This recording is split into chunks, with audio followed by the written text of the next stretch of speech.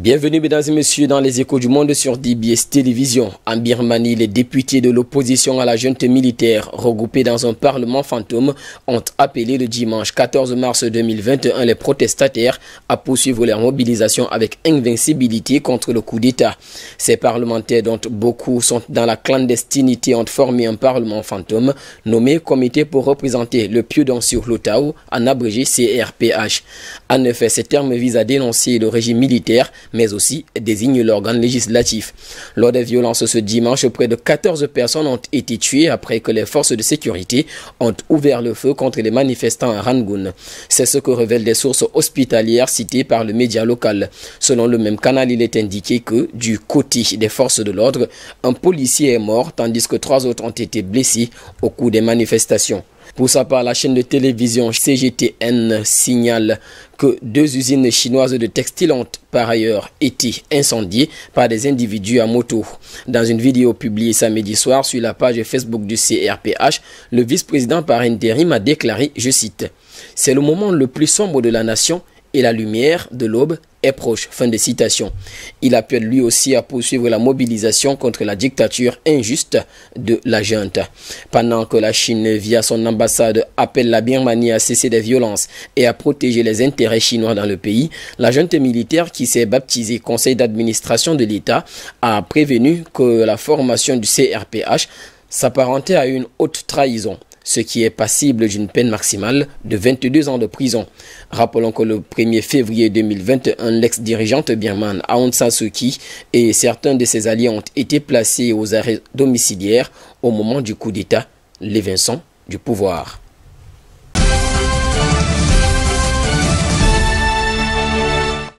Toujours en Birmanie, la femme pour qui les Birmanes manifestent au quotidien depuis le 1er février, l'ex-dirigeante Aung San Suu Kyi, accusée de multiples infractions par la junte, comparaît ce lundi 15 mars 2021 devant la justice.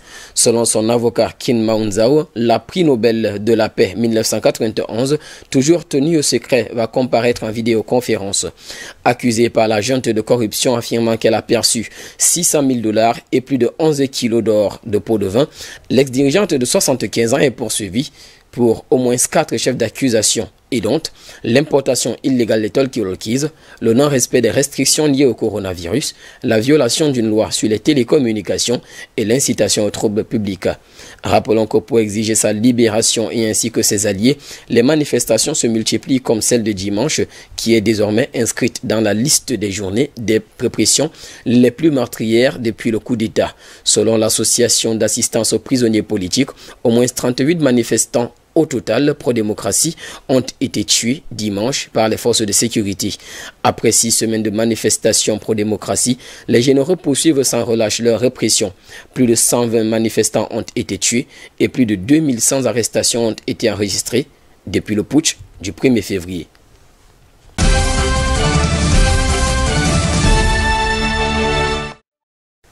Au Liban, le pays a accueilli depuis 2011 1,5 million de réfugiés syriens.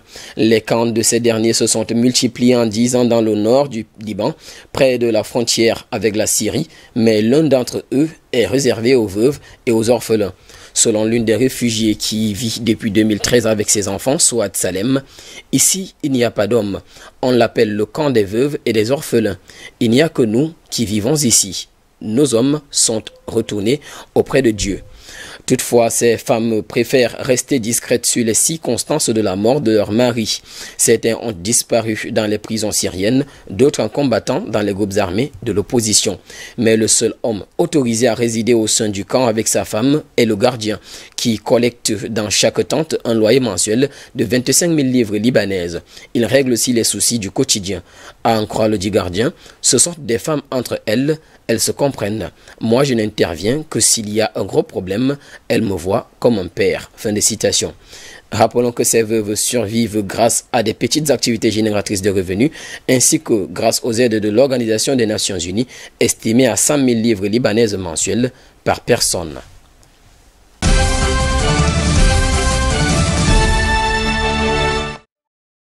Au Royaume-Uni, dans l'optique de protéger l'environnement et pour diminuer les émissions toxiques, les camions et les bus polluants sont, dès ce lundi 15 mars 2021, interdits de circuler dans la ville de Bath. Pour rouler dans ce centre de ville situé au sud-ouest de l'Angleterre, les conducteurs de véhicules polluants doivent dès ce jour s'acquitter d'une taxe quotidienne allant de 9 à 100 livres. Le Royaume-Uni, qui accueillera en novembre 2021 dans la ville de Glasgow la conférence sur le climat COP26, se veut désormais une pointe et s'est engagé à atteindre la neutralité carbone en 2050. C'est à ce titre que des mesures similaires sont prévues à Birmingham, dans le centre de l'Angleterre, à Bradford, dans le nord du pays, et à Bristol, dans le sud-ouest. Ceci avec le soutien du gouvernement qui avait été condamné par la justice en 2018 pour son inaction face à la pollution de l'air. Rappelons que dans la ville de Bath, la pollution au dioxyde d'azote, qui est principalement causée par le diesel et les véhicules à essence plus anciens, dépasse les limites légales. Notons toutefois que des niveaux de pollution élevés peuvent déclencher des crises d'asthme, une affection dont souffrent près de 12 000 personnes dans la ville de Bath.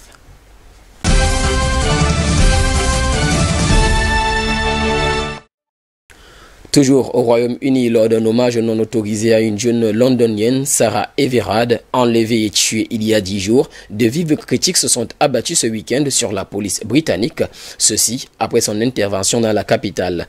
Au cours d'un rassemblement organisé samedi dernier pour une veillée aux bougies et aux lumières de téléphones portables, il est indiqué que la police était en train de maîtriser et de menotter certains participants, ce qui a entraîné de nombreuses condamnations et un sentiment d'écœurement qui viennent s'ajouter à l'émotion intense suscitée par la disparition de Sarah Everard, une jeune cadre de 33 ans, alors qu'elle rentrait chez elle. Le mouvement Reclaim Their Streets, qui avait initialement organisé l'événement avant de l'annuler faute de compromis avec la police, a condamné l'action des policiers qui ont malmené physiquement des femmes lors d'une veillée contre la violence masculine. Face aux indignations, le ministre de l'Intérieur Priti Patel et le maire travailliste de Londres, Sadiq Khan, ont exigé des explications de la part de la police sur sa gestion de l'événement. Pour sa part, le chef des libéraux démocrates a appelé la chef de police de Londres, Cressida Dick, a démissionné. Il estime que celle-ci avait perdu la confiance de millions de femmes à Londres. Et selon le chef de l'opposition travailliste, Keir Starmer, les événements de samedi sont profondément dérangeants. Sur Twitter, il a écrit, je cite, « Ce n'était pas une bonne méthode de maintien de l'ordre. » Fin de citation. Dans un communiqué publié dans la nuit de samedi à dimanche, la commissaire adjointe Hélène Ball a défendu l'action de la police, assurant que la situation était telle que son intervention était nécessaire.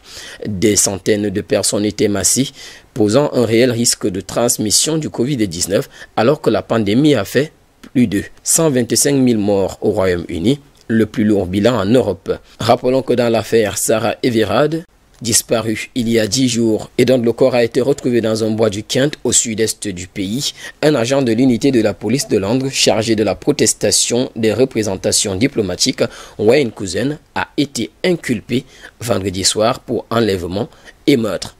Place donc à la justice. C'est sur cette note d'actualité que nous mettons terme à cette première édition de la semaine des Échos du Monde sur DBS Télévision, mesdames et messieurs. En compagnie de nos programmes et en respectant les mesures barrières, nous vous souhaitons de passer une agréable soirée.